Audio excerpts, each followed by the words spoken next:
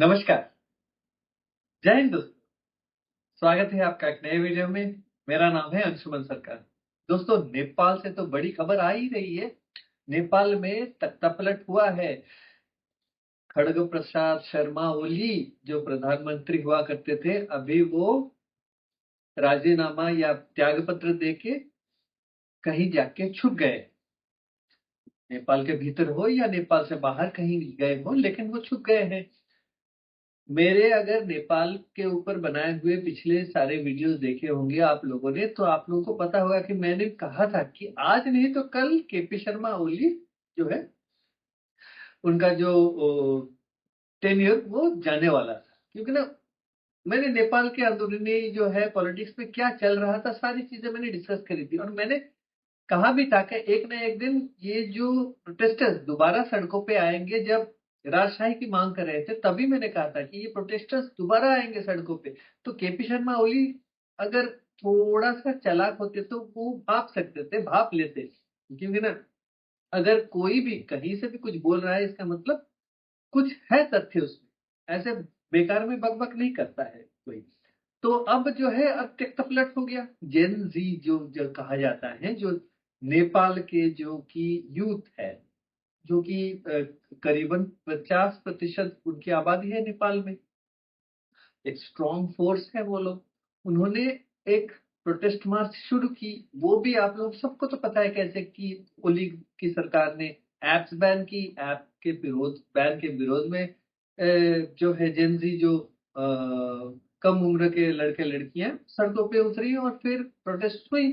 Protest के बाद सरकार ने वापस ली बैन। और जो भूख क्रमागत हुई, फिर वायलेंट हो गया प्रोटेस्ट। तो ओली ने त्याग पत्र दी, ये तो ठीक है। लेकिन बात जो है, करप्शन के लिए ओली को हटाया गया, मैं मानता हूं एकदम सही है, ऐसा ठीक है। लेकिन प्रोटेस्ट में क्या हुआ, प्रोटेस्ट में बहुत सारी खामियां भी है। मैं नहीं बोल रहा हूं, पुलिस सरकार ने 19 जो निहत्थे बच्चों की जो जान गई, जो गोलीबारी में, पुलिस की तरफ से गोलीबारी जो हुई थी, ये निंदनीय है।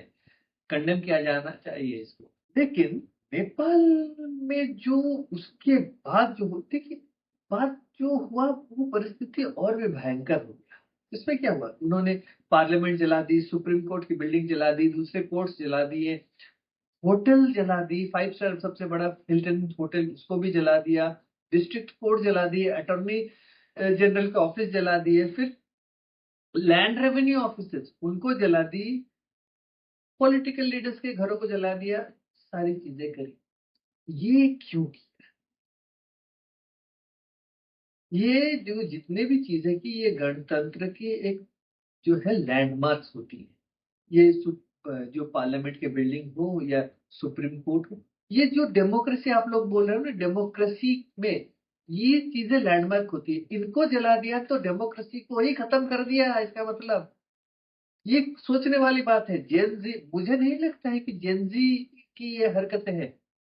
आगे चल के वीडियो में बताऊंगा कि ये असामाजिक तत्व कैसे आए और कहां से आए हैं।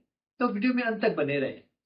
तो ये जो करा है, इसमें क्या हुआ, इसमें ये दर्शाया कि भैया देखो, जेनजी में कोई अकल नहीं है क्या कि इन्होंने ये जो डेमोक्रेसी की जो लैंडमार्क्स है, बिल्डिंग्स है, इनको जला के फूंक डाला।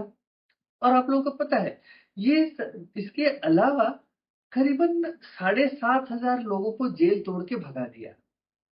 तो ये जो भाग के गए, ये कौन थे? ये अंडर ट्रायल क्रिमिनल्स थे और सजा याफ्ता क्रिमिनल्स, जो कि जिनकी सेंटेंस हुई थी। मर्डरर्स थे, रेपिस्ट थे, चोर डकैत, हर तरह के मुजरिम थे। वहां पे करप्ट पॉलिटिशियंस भी होंगे, हमें नहीं पता। तो ये 7,500 जो लोगों को भगाया, ये असामाजिक तत्व थे। वो दोबारा से जाके घुस गए सोसाइटी के भीतर। अब दोबारा से वही चीजें होगी, मर्डर होंगे, रेप होंगे। अब देखिए, आप लोगों ने कोर्ट्स जला दी, ये कर दी, तो कल को अगर अरेस्ट भी होता है तो कोर्ट्स कैसे चलेंगे, क्या होगा? तो एक अराजकता का माहौल हो गया है नेपाल के भीतर। ये किसी ने नहीं सोचा या समझा। आवेश में आके आगजनी करना, तोड़ फोड़ करना, कॉन्स्टिट्यूशनल जो एस्टेब्लिशमेंट्स हैं, जो ऑफिसर्स है, बिल्डिंग्स है, लैंडमार्क बिल्डिंग्स इन डेमोक्रेसी के भीतर, उनको जला देना, ये थोड़ा अजीब लगा। लेकिन आगे मैं बताऊंगा क्या हुआ है। देखिए, इससे क्या होता है, जैसे कि सुप्रीम कोर्ट में सारे कागजात जल के फूक गए, तो जो गरीब आदमी जिसके केस चल रहा था, जो जीतने वाला था, केस जीत सकता था, उसका अब होगा क्या? यही जो लोग जिन्होंने ये प्रोटेस्ट करा, उनके परिवार के लोगों के केस चल रहे होंगे लोअर कोर्ट्स में, डिस्ट्रिक्ट कोर्ट में, सेशंस कोर्ट में, या हाई कोर्ट में, सुप्रीम कोर्ट में, वो सारे कागजात जल गए। तो अब ये जो है, उनको न्याय कहाँ से मिलेगा? ये कभी नहीं सोचा। ये जेनजी ने करा है, मैं मानता हूँ, अच्छी चीज कही है कि करप्शन के अगेंस्ट उन्होंने स्वर उत्तोलन किया, लेकिन इसके अभी खामियाजा भुगतना पड़ेगा इन सबको। इन लोगों ने सोचा नहीं कि इन्होंने क्या किया हुआ है।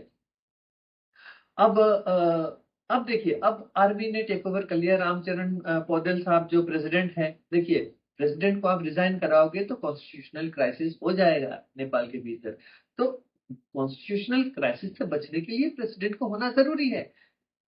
और जैसे कि बांग्लादेश में जब तख्ता पलट हुआ, प्रेसिडेंट को रखा गया, क्योंकि ना वो ही एक जो हेड ऑफ द स्टेट है, जो कि आगे चल के सारी चीजें कर सकते हैं। तो अभी आर्मी के हाथ कमान है। आर्मी ने तो कर्फ्यू लगा रखा है, कि फिर भी देखा जा रहा है कि लोग आक्रोश में आए हैं। अरे भैया, सब तो खत्म हो चुका है, अब आक्रोश किस बात की? अगर कोई भड़का नहीं रहा है पीछे से, तो आक्रोश की कोई गुंजाइश ही नहीं होती है। एक चीज है। और रही बात, अभी बातचीत होगी। देखिए, नेपाल में क्या उनका इंटरनल पॉलिटिक्स है, क्या होने वाला है इसमें, इससे मुझे कोई लेना देना नहीं है। वो बलेंद्र शाह हो या सुंदम गुरुंग हो, जिसके साथ बातचीत करे, और जो जो रिप्रेजेंटेटिव जिस जिस पॉलिटिकल पार्टी से, देखिए, आप, इतना पुराना देश है और गणतंत्र भी है, तो पॉलिटिकल पार्टीज रहना जरूरी है। आप ऐसे पॉलिटिकल पार्टीज को नहीं मिटा सकते हैं एक देश के अंदर। हाँ, कम्युनिज्म को अगर मिटाना चाहते हैं तो आपको मिटाना पड़ेगा, क्योंकि ना कम्युनिज्म की जड़ जो है वो नेपाल के गांव तक घुस गया है। और कम्युनिज्म एक ऐसा बीज है, उसको अगर आप बो दोगे, फिर वो बढ़ता चला जाता है, बढ़ता चलता है। और ये देश एक जो गणतंत्र के लिए बहुत हानिकारक होता है, ये तो है। ये कम्युनिस्ट जो होते हैं, बहुत ही खतरनाक होते हैं। आपने चाइना को देखा होगा, चाइना में भी इसी तरह का है। जो बड़े नेता होते हैं और बहुत अमीर होते हैं, लेकिन जो लोअर लेवल के पार्टी वर्कर्स होते हैं, उनके पास कुछ नहीं होता है, सिर्फ खाने को 2 वक्त की रोटी होती है। तो यही हालत है अब नेपाल में। ये ओली हो या प्रचंड हो, या माधव नेपाल हो, कोई भी हो, सारे कम्युनिस्ट हैं। वो सारे लोग जो है, उन्होंने ऐसे ही कर रखा था, पूरे देश को बर्बाद कर दिया था। मैं मानता हूँ इस बात को, लेकिन जेन जी को भी सोचना चाहिए था कि उन्होंने जो किया है वो सही किया है या गलत किया है। तो ना, एक बार उन्होंने त्याग पत्र दे दिया केपी शर्मा ओली ने, तब तो रुक जाना चाहिए था, थम जाना चाहिए था। देखिए, केपी शर्मा ओली का या उसके बाप का ये जो जो पार्लियामेंट बिल्डिंग हो, या सुप्रीम कोर्ट हो, या कोर्ट्स हो, या जेल्स हो, उसके बाप का नहीं था। ये नेपाल के लोगों का था। और नेपाल के जो बच्चे, ये जेनजी जिसे कहा जाता है, उनको समझना चाहिए था कि अगर ये सारी चीजों को बर्बाद कर दोगे, तो इसको दोबारा से जो है तैयार होने में बहुत वक्त लगेगा। ये 5 महीने, 10 महीने, 1 साल में नहीं होने वाला है। इसको टाइम लगेगा। अब आप लोगों को अगर नेपाल को प्रोग्रेस करवाना है, तो एक सरकार की जरूरत होगी। तो वो कहाँ से चलेगी? कोर्ट की जरूरत होगी। कल से ही कोर्ट जरूरत पड़ेगी, कोर्ट की कहाँ से चलेगी ये कोर्ट? ये सोचने वाली बात। अब नेपाल के पास जो है बहुत सारे अभी प्रॉब्लम्स, अभी जो इश्यूज मैं बताऊंगा, बहुत सारे इंपॉर्टेंट इश्यूज उनको अभी फेस करना पड़ेगा। तो पहला जो है, देखिए, नेपाल कैसे, नेपाल टूरिज्म सेक्टर पे भरोसा करता है। उसका 6 पॉइंट, करीबन 7% जो जीडीपी जो है ना, वो टूरिज्म सेक्टर से आता है। आज वायलेंस कर दिया, तोड़फोड़ कर दिया, बिल्डिंगें जला दी, होटल जला दिया इतना बड़ा। तो सोचिए, दुनिया भर में क्या संकेत गया कि नेपाल के लोग तोड़फोड़ करते हैं, जलाते हैं, इससे क्या होगा? टूरिज्म सेक्टर में अब लोग सोचेंगे कि हम नेपाल जाएंगे, कैसे जाएंगे? नेपाल पे तो कोई खतरा नहीं होने वाला है, कल को ऐसे कोई दोबारा से प्रोटेस्ट तो शुरू नहीं होने वाला है। लोग सोचेंगे इस बात को। देखिए अभी आर्मी रूल है, आर्मी रूल के बाद अभी एक इंटरिम सरकार बन सकती है। हमें नहीं पता how things will work out, but still then हमें सोचना चाहिए कि नेपाल में क्या होने वाला है, फ्यूचर में क्या हो सकता है। तो देखिए टूरिज्म सेक्टर अभी 6 महीने के लिए सपोजेडली बंद हो गया, सपोज उसके बाद भी अगर चालू होता है 6 महीने से 1 साल लगेगा दोबारा से ऑप्टिमम इस पे पहुंचने तक, रिजल्ट्स जो है।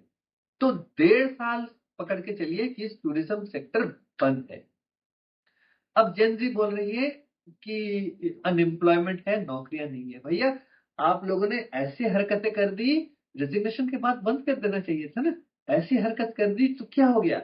अब ये हुआ कि टूरिज्म सेक्टर को अब दोबारा से शुरू होके चालू होके ऑप्टिमम लेवल तक पहुंचते पहुंचते करीबन साल 1.5 साल लग जाएंगे।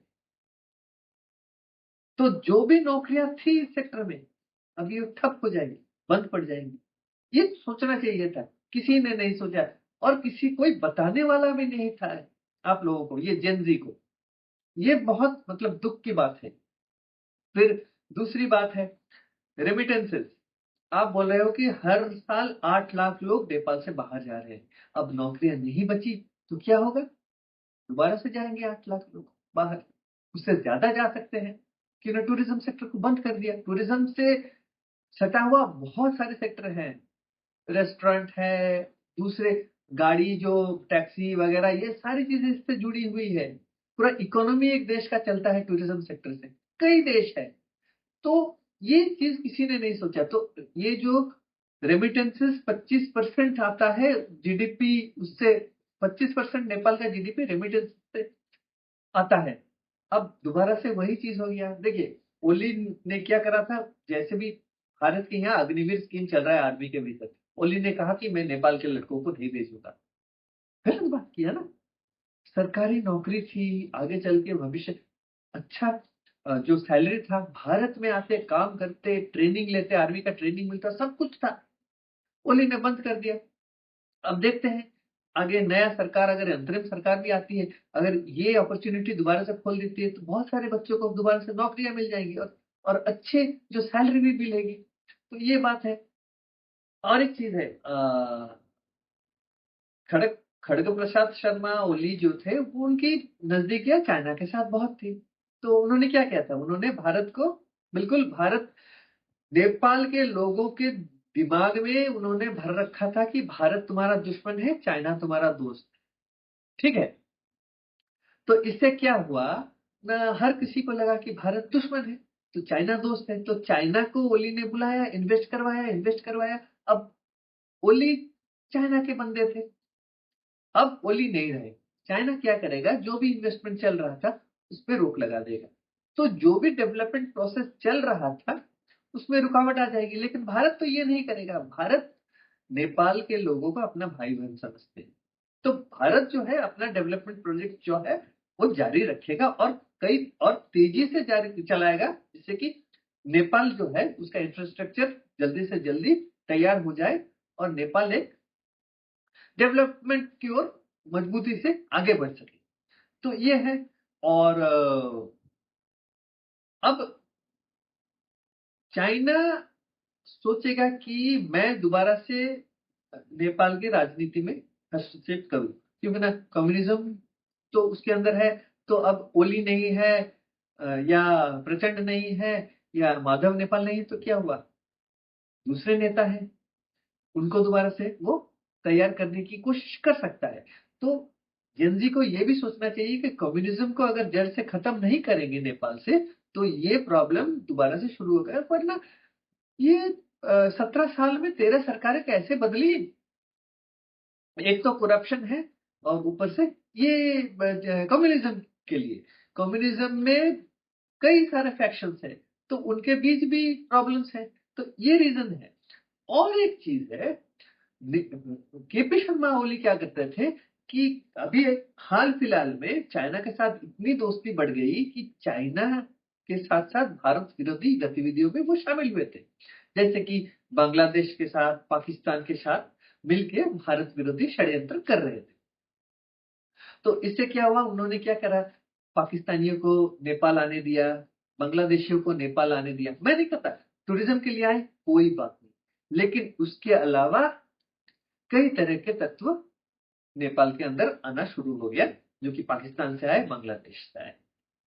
अब ये जब प्रोटेस्ट चल रहे थे, कहीं वो ही तत्व जो कि पाकिस्तान से और बांग्लादेश से गए थे, उन्होंने और भी इस पे आग लगाने की कोशिश नहीं की। देखिए, जेनजी के लड़के लड़कियां कम उम्र के हैं, उनके दिमाग में भर देंगे कुछ ऐसी बात, बस जाओ आग लगा दो, आग लगा दी। तो इससे क्या होगा, एक देश का जो इकोनॉमी है उसको कैसे खत्म कर दो। ये पाकिस्तान और बांग्लादेश खुद डूबे हुए देश हैं, तो ओली के इससे सपोर्ट से क्या हुआ, वो आके वहां अंदर घुस गए। तो ये चीज हुआ होगा, और उसके पीछे और क्या है, मैं एक दूसरा वीडियो लेके आऊंगा बाद में। अभी तो देखिए, अभी नेपाल की सिचुएशन बहुत ही मतलब अनस्टेबल है। जब तक एक स्थिर सरकार नहीं बन जाती, फिर उसके बाद कहानियां और भी आएंगी बाहर। मैं वीडियोस लेके आऊंगा नेपाल के ऊपर। देखिए, भारत जो है, नेपाल एक लैंडलॉक्ड कंट्री है, और भारत के थ्रू ज्यादातर चीजें भारत के थ्रू ही नेपाल के अंदर जाती है। भारत हर वक्त नेपाल का भला चाहता है। भारत के लोग नेपाल के लोगों के साथ बड़े अच्छे उनके संबंध हैं। Politically KP Sharma Oli anti India थे, इसका मतलब ये नहीं है कि भारत भी एंटी नेपाल हो जाए। नहीं, भारत क्यों एंटी नेपाल होगा भैया? एक ही इकलौता हिंदू राष्ट्र है नेपाल, और भारत के लोग हिंदू हैं। हम अपने भाई और बहनों को कैसे ऐसे छोड़ दें? तो आज जो बुरे वक्त में देखिए, श्रीलंका में जब बुरा वक्त आया तो भारत ही एकलौता देश था जो कि उसकी इकोनॉमी को सपोर्ट करा। चाइना जो कि उसका सबसे बड़ा देनदार, मतलब चाइना से सबसे बड़ा लोन ले रखा था श्रीलंका ने, लेकिन चाइना ने उनकी मदद नहीं की। ये भारत देश था जिसने श्रीलंका की मदद की। तो इसी तरह से अगर नेपाल चाहेगा तो भारत से मदद आराम से ले सकता है, इसमें कोई उनको दो राय होना ही नहीं है। तो इसी तरह से अगर देखिए, जो भी चीजें सामान की जरूरत पड़ेगी भारत उनको मुहैया करा देगा, ये तो एकदम सटीक मान के चलिए। तो अभी सिनेरियो जो है नेपाल के भीतर, देखते हैं एक दो दिन में थोड़ा सा मामला जो है, जो धूम धमी छाई हुई है वो कट जाएगा, तो हमें पता चल जाएगा कि आगे क्या होने वाला है। और देखिए, नेपाल के आर्मी जब बोल रही है कि कर्फ्यू लगी है तो उसको मानना चाहिए। और दूसरी बात, आर्मी जो है एकदम डिसिप्लिन करके रखती है पूरी चीजों को। ये जो लूटपाट हो रहा है, लोग जो लूटपाट कर रहे हैं, चोरी चकारी, अभी बढ़ेगी चोरी चकारी, क्योंकि ना देखिए पुलिस वगैरह डरे डरे हुए हैं, क्योंकि ना प्रोटेस्टर जो है उनके ऊपर गोली चली थी, तो पुलिस वालों ने कुछ गलत, देखिए ऑर्डर कहाँ से आता है, ऑर्डर पॉलिटिकल आदमी देता है, थोड़ी ना पुलिस वाले खुद से अपने से जो गोली चला देंगे, नहीं, पॉलिटिकल आदमी ऑर्डर देता है कि भैया गोली चलाओ, तभी मतलब फोर्सफुली उनको गोली चलाना पड़ता है। वरना क्यों चलाएंगे पुलिस, अपने लोगों के ऊपर पुलिस क्यों गोली चलाएगी? तो 2-4 दिनों में मामला एकदम क्लियर हो जाएगा कि आगे क्या कोर्स ऑफ एक्शन होने वाला है। तो इसी के साथ साथ मैं दूसरे वीडियोस भी लेते आऊंगा नेपाल के ऊपर, इससे आप लोगों को भी मैं अपडेट देता रहूंगा कि क्या हो रहा है नेपाल में। तो इसी के साथ मैं इस वीडियो को यही समाप्त करता हूँ। अगर आपको वीडियो अच्छा लगा है तो वीडियो को जरूर लाइक करें और चैनल को सब्सक्राइब करना ना भूलें। तो अगले वीडियो तक जय हिंद, नमस्कार।